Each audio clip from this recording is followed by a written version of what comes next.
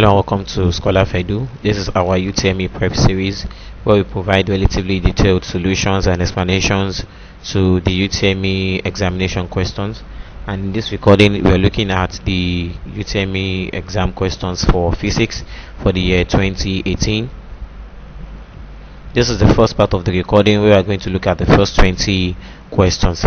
Before we continue, don't forget to subscribe to our YouTube channel, like and share our content, and leave a comment in the comment section below.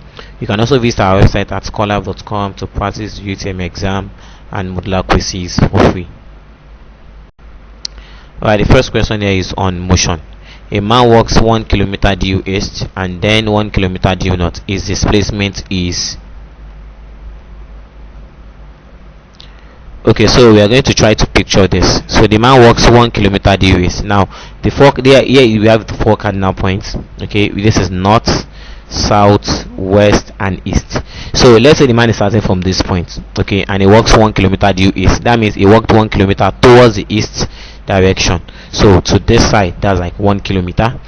Then from this point here, okay, from this point here, it then was 1 kilometer due north. That is 1 kilometer towards the north direction. Okay, northward. So you have 1 kilometer. Now his displacement is going to be the distance from his original position to his final position this here. Okay, now so we can just draw a line connecting this point and this point as you have it here. So this D is going to represent the displacement. Now if you look at this already looks like a right angle triangle, right? This is like a right angle triangle where this displacement here, this D here, this side here is the hypotenuse. So we can use our Pythagoras theorem and just say the hypotenuse square is equal to opposite square plus adjacent square. So we have the hypotenuse square, that's d square, to be equal to 1 raised to power 2 plus 1 raised to power 2. That is square of this side plus the square of this side. 1 raised to power 2, that is 1 plus 1, and that will give us 2. So d squared is equal to 2. To get the value of our d, we then take the square root of both sides. So we have d to be equal to the square root of 2 kilometers. Now what we have here is the magnitude of the displacement, but as you see, this is not enough. We need to also find the direction here. We need to find the direction, that is this angle theta here. So how do you find the direction? Since we have this side here given, this is like our opposite, because this is the side that is facing the angle. So this is the opposite and this is the adjacent. So we look at opposite and adjacent. The trig ratio that connects the opposite and adjacent is the tan. Okay, so tan is equal to opposite over adjacent. So we say that tan theta is equal to opposite, which is 1, over the adjacent, which is also 1. So 1 over 1 is equal to 1. That is tan theta is equal to 1. Then to get the value of theta, we then take arc tan. Okay, so arc tan of that 1 is equal to 45 degrees. And if you look at this and you come back down to this cardinal points here, you can see that this thing here is where is in the northeast direction. Like if you bring this down here, it's going to be in the northeast direction, in that this side is to the north and this is to the this is to the east and this is to the north. So this displacement is in the northeast direction. So we see that the displacement of the man is what? Root 2 kilometer. Okay, root 2 kilometer. Then the direction north 45 degree east. So we have option this option here, with 2 kilometer north 45 degree east. Next question on density and relative density. The density of 400 centimeter cube of palm oil was 0.9 grams per centimeter cube before frying. So this was the volume before frying and this is the density before frying. If the density of the oil was 0.6, that is, it became 0.6 after frying, and assuming no loss of oil to spilling, okay, that is none of the oil was spilled, its new volume was... Alright, so the volume of the oil before frying is 400, the density is 0.9. After frying, the density became 0.6. So the question is to now find the volume, the new volume. Okay, now recall that density is equal to mass over volume. If I make mass the subject of the formula here, I'll just cross multiply this. Okay, I'll cross multiply this. So when I cross multiply, mass will then be equal to density times volume. Now since there is no spill, okay, there is no spill, okay, doing after or while the oil was fried, that means that the mass, okay, before frying, okay, the mass of the oil before frying and after frying, before and after eating, is the same thing. Okay, so we can say that this, what you have here, is the density after frying times volume after frying is equal to the density before frying and the volume before frying. Okay, that is, we are saying that the mass after frying is equal to the mass before frying. So we are now replacing this mass with this formula here, density times volume. So mass after frying will now be density after frying, volume after frying, and this density before frying, volume before frying. So density after frying, that is 0.6. Then we are looking for the volume after frying. This is then equal to density before volume before frying, which is 400 here, okay, times the density, which is 0.9. So 400 times 0.9 will give us 360. Meaning we are going to have is 0.6 VA equals 360. To get the value of VA, we divide both sides by 0.6. So we have 360 divided by 0.6, and that will be equal to 600 centimeter cube. Next question on electricity. Which of the following is true of an electric charge? So positive charge means deficient electron. That is true. That electrons are negatively charged particles. Okay, now when a body is positively charged, what that means that it has more protons or more positive charges than electrons. That is, there is deficit of electrons, that the electron is not enough to counterbalance the charge, the positive charge. Negative charge means excess, and that's also true. That if it is the opposite of this one here, that is, if a body is is negatively charged, that means that it has more electrons, okay, excess electrons, than positive charges.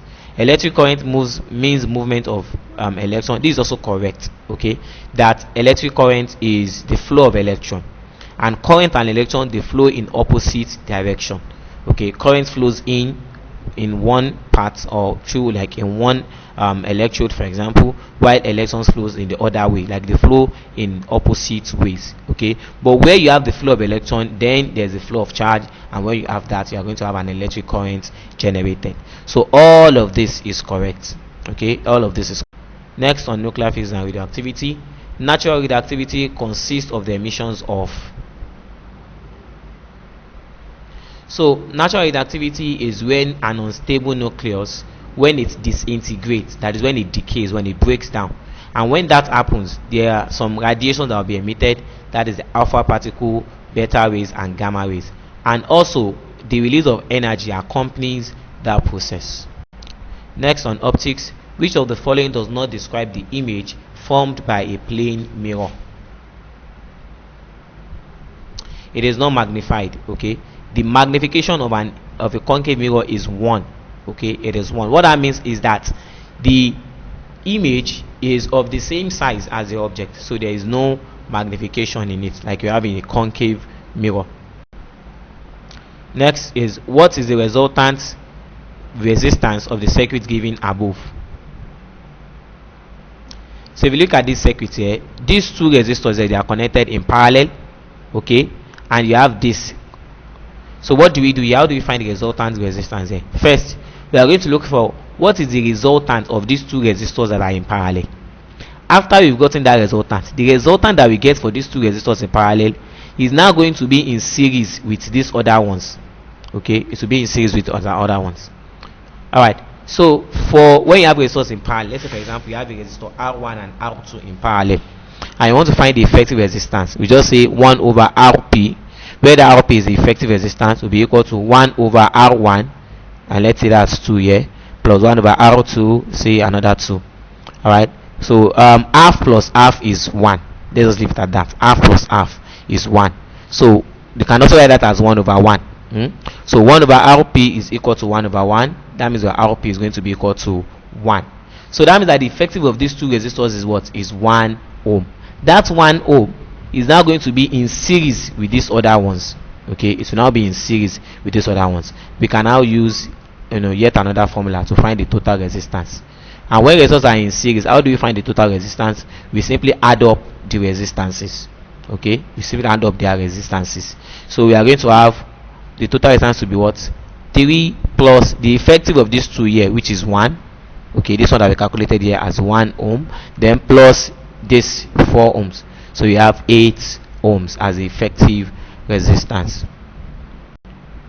Next, on energy. Which of the following best describes the energy changes which take place when a steam engine drives a generator which lights a lamp? So the energy conversion there is from kinetic, okay, from kinetic. This steam engine is going to bring about or it will transfer kinetic energy to this generator, okay. The kinetic energy in that generator is transferred into electricity, okay, okay, which would then light the lamp, and heat is also produced, okay, into electricity, which would then light the lamp, and then heat is produced over time. So, next on nuclear physics, cathode rays are streams of electron, okay, they are streams of negatively charged particles of electron. So we also have this conclusion from J.J. Thomson's on optics. A narrow beam of white light can be split into different colors by a glass prism. The correct explanation is that the different colors of light, there are 7 different colors that makes up the white light, okay, the red, orange, yellow, green, blue, indigo, and violet. These colors, they travel at different speed in the glass, okay. So the dispersion of that white light, okay, into this varying color using that prism is due to the variation in the speed of those colors in the medium. We have a website at scholar.com where you could practice exams for free, the UTME exam and the post UTME exam. It also features modular quizzes in physics, chemistry, and biology. So if you've studied a topic in any of the subjects and you want to test your understanding of the topic, you can head on to our website at scholar.com and take modular quizzes for free. Also, if you sign up on the website, it has a personalized dashboard where you could use to check your progress in learning. We also have interactive sessions on the website and on our social media platform. Freebies are also available to top performance on the website. Next, so we have a diagram here. Okay, I'm going to use this to answer the question. The diagram represents a block and tackle pulley system on which an effort of W Newton supports a load of 120 Newton. If the efficiency of the machine is 40, then the value of W is, okay, so in a pulley system, the velocity ratio is equal to the number of pulleys. And if you look at this pulley system here, we have 1, 2, 3, 4, 5, 6. We have 6 pulleys here, okay. So the velocity ratio here is 6, okay. All right, the load here that is lifted is 120 Newton, and the effort that is applied, okay, in pulling the rope of that system, or that pulley system, is represented here as W Newton. Now the mechanical advantage, okay, for a machine, the mechanical advantage is equal to the load over effort. So you have mechanical advantage here to be the load, which is 120, divided by the effort, which is E. However, the effort here has been represented by W in this diagram, so we just change that E to W, okay. Then now we're supposed to use this formula to get this W directly, but the problem is that we don't have mechanical advantage. So then we call that there's another formula that we have, okay, in there's another formula that we have for machine, that the efficiency of a machine is equal to the mechanical advantage of that machine divided by the velocity ratio times 100%. So that's what we are going to be using here. And the efficiency from the question here, they said the efficiency of the machine is, okay, 40. So you have 40 to be equal to, instead of now using this mechanical advantage, which we don't have, we are going to replace it with this value here, 120 over W, then divide this by 6 times 100%. Now this is the same thing as dividing that 120 here by 6, okay. So how is that? So is, let's say I have 120, okay, over W, 120 over W, and I am dividing this, I want to divide this by 6. I'm going to rewrite this as 120, okay, over W multiplied by 1 over 6. This 1 over 6, sorry. So this 6 is like 6 over 1, okay. So I'll be dividing this by 1 over 6. That is what is happening here. And so basically, because the 120 here is at the numerator and this is at the denominator, you will be dividing. Okay, so that's why we have this 120 divided by 6 divided by W. So you are dividing 120 by 6 and by W. So 120 divided by 6, that is 20. Alright, then here you now have 20, you have 20 over W, okay, multiplied by 100. So we multiply this numerator here, that is 20 times 100, that will be 2000. So you have 2000 over W. Then when you cross multiply, so this W will multiply this 40 here. Okay, so you have 40 times W, that's 40 W equals 2000. Divide both sides by 40 and your W is going to be equal to 50 Newton. So our answer here is 50 Newton. Next, what type of reaction is represented by the following scheme? So this is a nuclear fusion. What we call nuclear fusion is a reaction where you have two atoms, okay, combining or fusing to form an heavier atom. Two light atom, okay, or nuclei combining to form an heavier nucleus. So this is nuclear fusion. The opposite is fission, where one, okay, heavy atom is going to split into two or more lighter nuclei. Next, the amount of heat required to raise the temperature of 1 kilogram of copper by 1 Kelvin is heat. That is what we call the specific heat capacity. It is the quantity of heat required to raise the temperature of a body by a unit temperature. Okay, to reach the temperature of a unit mass of a body. Sorry, this required to raise the temperature of a unit mass of a body, and that's at 1 kilogram. That's the unit mass, 1 kilogram, by a unit temperature, that is 1 Kelvin or 1 degree Celsius. We call that the specific heat capacity. But the amount of heat required to raise the temperature by 1 Kelvin, okay, not of a unit mass, but temperature by 1 Kelvin, that is heat capacity. So you must know the difference there. The difference, okay, that in the specific capacity you are looking at the temperature of a unit mass of that body, of a unit mass of the body, which is also what is reflected in the units.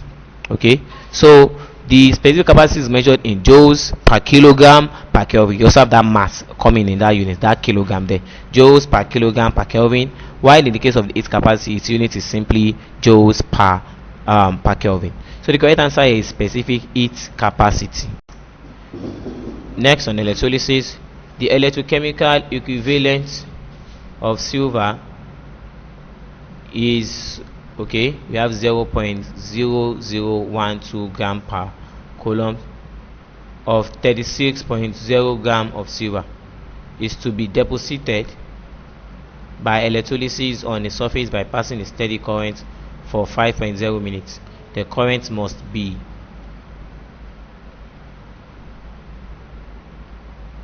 alright, so we have the chemical equivalent Z given here as 0.0012 grams per coulomb. The mass is 36.0 gram and the time is 5 minutes. Okay, we convert that to seconds. And how do you convert to seconds? 1 minute is 60 seconds. So 5 minutes is going to be 5 times 60 seconds, and that will be 300. We've gotten 300 seconds. So the current I is what we are looking for.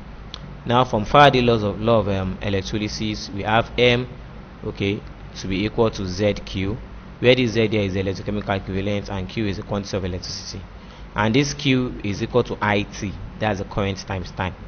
So what we are looking for, mind you, is I, and we already have everything here. We have the mass already and the electrochemical equivalent and time.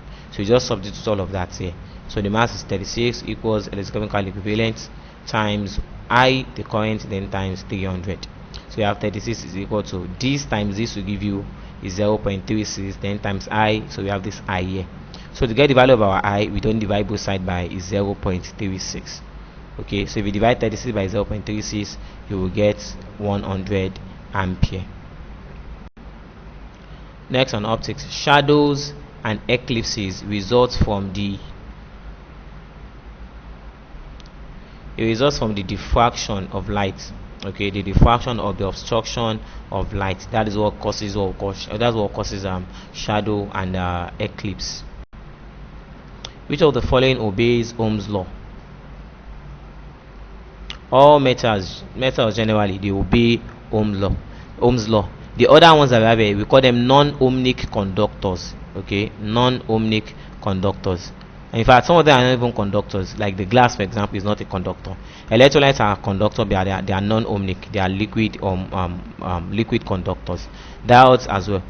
They are conductors. Okay, but they are non-ohmic conductor, meaning they do not obey Ohm's law. Glass is an insulator. It does not even conduct electricity. So that's it. So all metals generally, they obey Ohm's law. You can also join our online tutorial classes for different classes. We have tutorials for students in SS1, 2, or 3. We also have for UTME candidates, for JAMB candidates, for students who want to write the JAMB or the UTME exam, and for those who want to have the post-UTME exam after the UTME exam, and also for candidates that are sitting for WAEC exam or GCE or NECO. And we offer this tutorial on various platforms, so you could join us on WhatsApp or on Telegram, you could be on Zoom or on Google Classroom. So we have various platforms where we take our tutorial. The links to join the platform are available on our website at scholar.com, or you could also check it out in the video description below.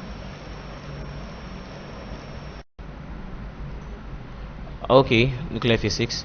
Which of the following statements are true of isotopes?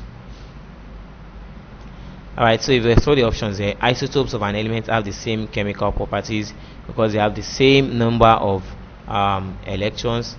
Okay, that is one. Isotopes of elements are normally separated using physical properties. And the last one, that isotopes of an element have the same number of protons in their nuclei.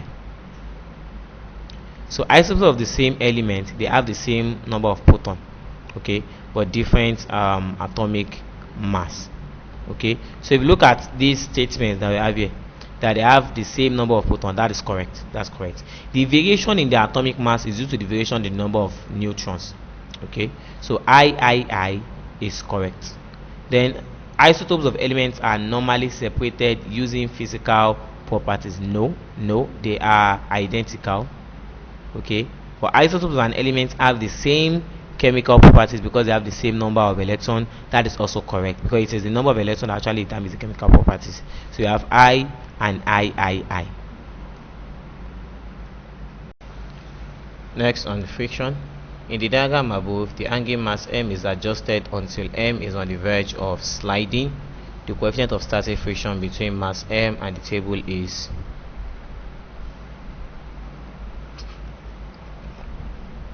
Alright, the coefficient of static friction is going to be equal to the frictional force or the applied force on that body divided by the normal reaction. Now the applied force on that body here is going to be the force, the tension in this rope. Okay, and the tension in this rope is equal to the weight of this body. Wait, it's this body that is offering the pull on this rope. Okay, so that is going to be the weight of this body of mass m2. Let's say that is w2. It will be equal to, since weight is mass times acceleration due to gravity, so you have this as the mass m2 times g. Well, the reaction on this body m1 is going to be the weight of this body m1. Okay, that will be the reaction of this body m1 on this surface, and that will be equal to m1g.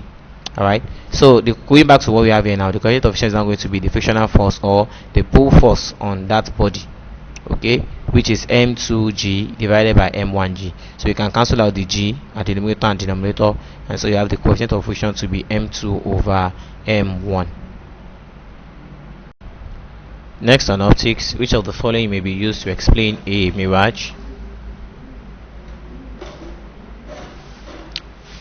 Okay, so we're using this diagram here to put some things into perspective here. So a mirage is an optical phenomenon that creates an illusion. Okay, illusion of water. That is, the observer is going to see a virtual image of water which is not there. Okay, and it results from the refraction of light ray through a non-uniform medium like a road surface. It is commonly observed on sunny days, okay, in hot weather when driving on the road. So the observer, okay, the light rays that are coming from the sun, they are refracted, okay, as it gets, as it goes through, because the because the ground is hot, okay, so the air closer to the ground is, is hot than the one that is above it. So as that light ray passes through here, there's going to be some sort of refraction, okay. There will be uneven refraction, okay. Then the refracted ray that now gets to like the observer, okay, will pose the image, is going to pose the mirage, that is image of something that looks like water, okay. So you think that, oh, somewhere in front on the road that there is water, okay. Now let's look at some of this thing that we have. Let's start from the last one here. The light from the sky can be reflected upward. So this is what you have happening here, that the light ray here is reflected upward, okay. It is reflected upward. The second one, the road surfaces sometimes become good reflector in hot weather. So I can see there is reflection, okay. There's reflection of the light rays here during that hot weather. And layers of air near the road surface have varying refractive index, which is the reason why you have an uneven, okay, refraction as the light ray goes down. So all of these options here are correct. Okay, in the diagram above, if the atmospheric pressure is 760 millimeter, the pressure in the chamber G is, alright, so the pressure in the chamber G is going to be equal to the atmospheric pressure plus the pressure due to difference in the height, okay. The atmospheric pressure here is 760 millimeter plus, we then take the difference in the height here. The difference in the height here is, we have 10 millimeter minus 7, okay, and that would be 7 meter, okay, 7 meter. Then if you convert this, okay, into, this will be 7 meter or 70 millimeter. That's going by the range of the answers that we have here, the options that are given here. So we have 760 millimeter plus 70 millimeter, and that is 830 millimeter.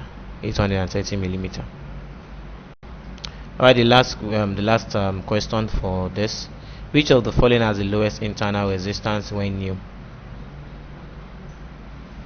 The accumulators. They have the lowest internal resistance. Okay, don't forget to check out our playlist. We have different playlists. We have for full solutions to UTME or JAMB questions and in physics, chemistry, and biology. We also have for modular quizzes as well. Okay, we'll also have a playlist for post UTME or post JAMB exam, and also for crash courses in physics, chemistry, and biology. So don't forget to check out our playlist for the available videos. So that's it for this recording. Thank you very much for watching. Please don't forget to subscribe to our YouTube channel at ScholarFedu. Okay, like and share our content, and visit our website at scholar.com to practice UTME exam and modular quizzes for free. Thank you.